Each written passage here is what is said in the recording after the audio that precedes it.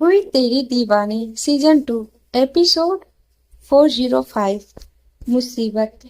अब तक आपने पढ़ा कि सौरभ ने चिढ़ते हुए कहा, अंकित तुम आखिर कर क्या रहे हो? उन दोनों को अभी अलग करवाओ, नहीं तो मैं सबसे पहले तुम्हें गाड़ी से उतार दूंगा। ये सुनकर अंकित जल्दी से रोहन को संजू से अलग करते हुए बोला, रोह, क्या रहा है? उसे चोट लग सकती है। संजू ने अंकित से चिढ़ते हुए कहा, बहुत जल्दी तुम्हें ये याद आ गया कि मुझे चोट लग सकती है। इतनी देर से बस मुंह फाड़े बस देख रहे थे। अंकित ने हंसते हुए कहा, तुम दोनों अपने आप को देखो, पहले कितने फनी लग रहे हो। ये सुनकर संजू और रोहन ने एक दूसरे को देखा तो वो दोनों एक दूसरे को ही देखते रह गए और हंसने लगे, क्योंकि उन दोनों ने एक दूसरे के बालों का पूरा घोंसला बना दिया था। अब आगे। सौरभ ने आईने से संजू को देखते हुए कहा, रो, संजू के बाल ठीक कर दो और तुम्हें कोई चोट तो नहीं आई? ये सुनकर संजू ने सौरभ से मुस्कुराते हुए कहा, नहीं भाई, लेकिन हाँ, मेरे बाल इनसे ज्यादा जोर से खींचे थे।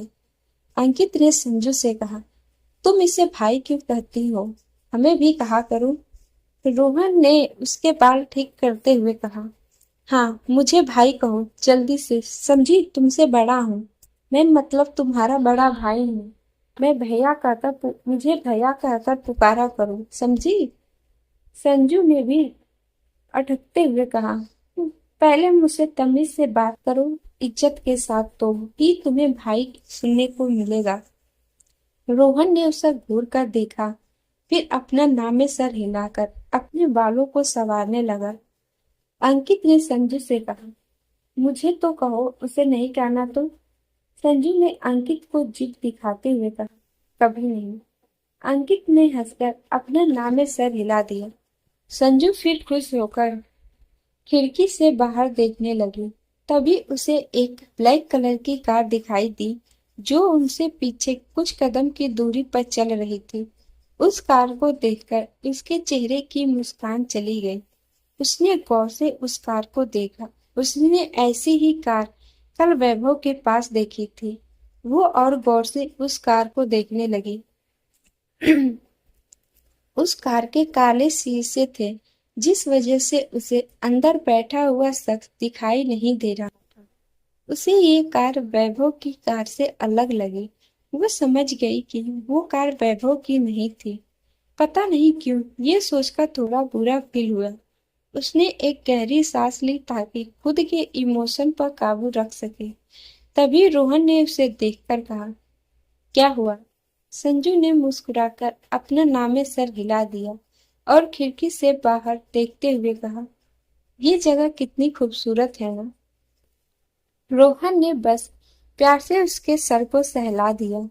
कुछ देर बाद वो सब वादियां में पहुंच गए, जहां संजू को फिलहाल घूमना था। उसे इतना खुश देखकर रोहन ने उसे चिढ़ाते हुए कहा, ओए चुहिया, अपने बड़े भैया के साथ ही रहना, अगर खो गई तो बच्चों की तरह रोती फिरोगी। उसकी बात सुनकर अंकित और सौरभ भी हंसने लगे। संजू ने तीनों को घूरकर अपने हाथों को बांधते हुए मुस्कुराकर कहा, अगर मैं खो गई तो मुझसे ज्यादा आप तीनों को रोना पड़ेगा, तो ध्यान से मेरा ख्याल रखिएगा, कहीं मैं खो ना जाऊं। इतना कहकर वो कूदते हुए आगे बढ़ गई। उसकी बात सुनकर तीनों की हंसी गायब हो गई थी। सही कहा संजू ने, अगर वो खो गई, सबसे ज्यादा उन्हें ही रोना पड़ेगा। एक तो उन्हें अपनी इकलौती बहन की परवाह होगी, और दूसरी तरफ कितने लोग उन तीनों पर गुस्सा करेंगे। उन्हें तो जिंदा सूली पर लटका दिया जाएगा। ये सोचकर तीनों ने एक दूसरे को देखा और जल्दी से संजू के पीछे भाग गए। वहीं दूसरी तरफ तेज और कुछ ऑफिसर एक जगह का राउंड लगा रहे थे। सबके पास अपनी अपनी गन थी। तेज अब एकदम सीरियस और कठोर बन गया था। तभी थोड़ा आगे जाकर उन सबको एक जगह पर एक भीड़ दिखाई दी। तेज ने अपने माथे को सहलाते हुए एक ऑफिसर से कहा, जो देखकर देखकर आओ वहां क्या हो रहा है। ऑफिसर ने अपना सर हिलाया और उस तरफ चला गया। तभी तेज के कानों में एक लड़की की आवाज पड़ी। उस आवाज को सुनकर तेज के सिर्फ कान ही नहीं खुले बल्कि दिल की धड़कनों के तार भी खुल गए। उस आवाज में उसे गुस्सा नजर आया। वो जल्दी से उस भीड़ की तरफ बढ़ गया। वो जो ऑफिसर था उसने तेज को अपने आगे भागते हुए देखा तो वो भी उसके पीछे भागा। तेज भीड़ को हटाते हुए बीच में जा पहुंचा, जहां उसने अपनी वाइफ मिसेज रोशनी सिंघल को देखा, जो कुछ लड़कों पर गुस्से से चिल्लाए जा रही थी। ये देखकर तेज की आंखें हद से ज्यादा खतरनाक हो गई। वो आगे नहीं बढ़ा, बस वहीं खड़ा होकर देखता रहा।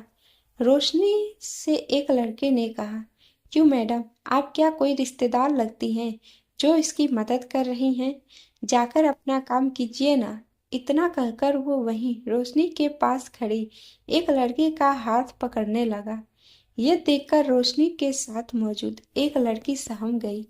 रोशनी ने उस लड़की को अपने पीछे करते हुए बोली, अगर किसी लड़की की मदद करने के लिए कोई रिश्तेदार ही चाहिए तो सुनो, ये मेरी बहन और मेरी दोस्त लगती है, समझे? अगर तुमने इसे परेशान करना बंद नहीं किया तो मैं पुलिस को बुला दूंगी।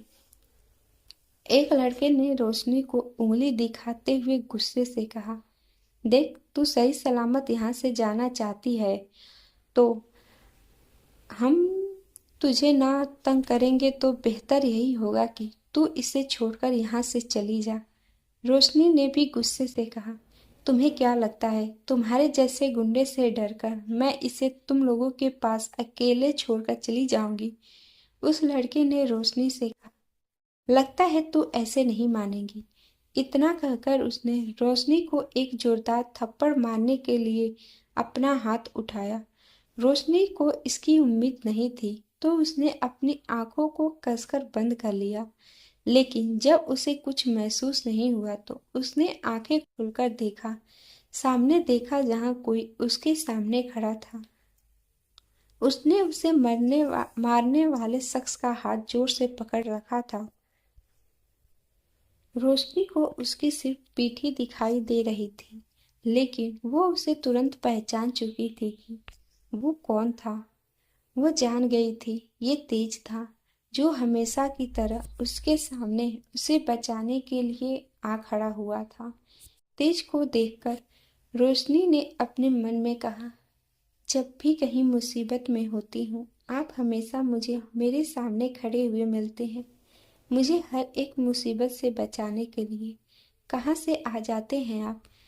तेज ने उस शख्स का हाथ इतनी जोर से पकड़ रखा था कि उस शख्स को हद से ज्यादा दर्द हो रहा था। उसने तेज की आंखों में देखा, जो गुस्से से आग बरसा रही थी। आप सबको ये पार्ट कैसा लगा? प्लीज़ लाइक और कमेंट करके बताना ना भूलिएगा। और जिन्होंने भी हमारे चैनल को सब्सक्राइब नहीं किया है, प्लीज़ आप सब चैनल को सब्सक्राइब कर लीजिएगा।